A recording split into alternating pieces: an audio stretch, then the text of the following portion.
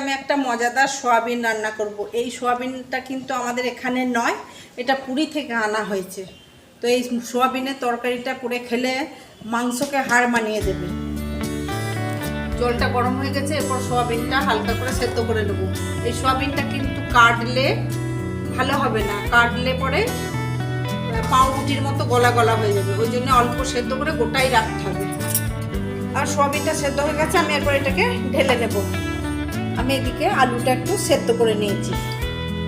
তেলটা আমার গরম হয়ে গেছে, আমি তেলে 2টা এলাচ, দারচিনি আর লবঙ্গ ফোড়নে দিলাম, আর 2টো তেজপাতা। পর পেঁয়াজ কেটে রেখেছিলাম, সেই পেঁয়াজগুলো দিয়ে দেবো। এগুলো দিয়ে দেবো। এগুলো আমার ভাজা হয়ে গেছে, আমি এরপর এই আলুগুলো দিয়ে দেবো।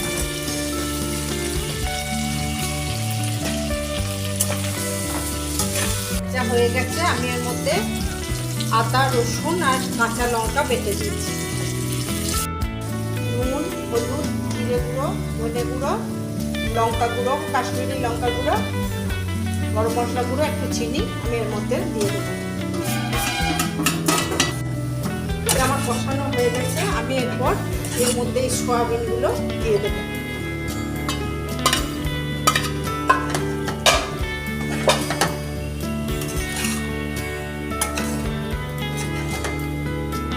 সোয়াবিন আলুটা কষানো হয়ে গেছে,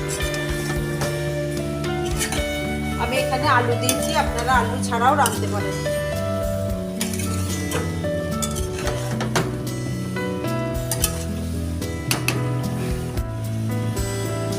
আমি এরপর এর মধ্যে একটু জল দিয়ে দেবো।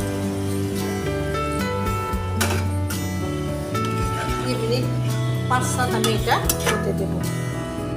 আমি এরপর তরকারিটা নামিয়ে নেবো। আমার তরকারিটা রেডি হয়ে গেছে। সোয়াবিনের তরকারিটা রান্না হয়ে গেছে। এইভাবে রান্না করবে, আর গেলেই আপনারা কিন্তু এই সোয়াবিনটা কিনতে ভুলবেন না।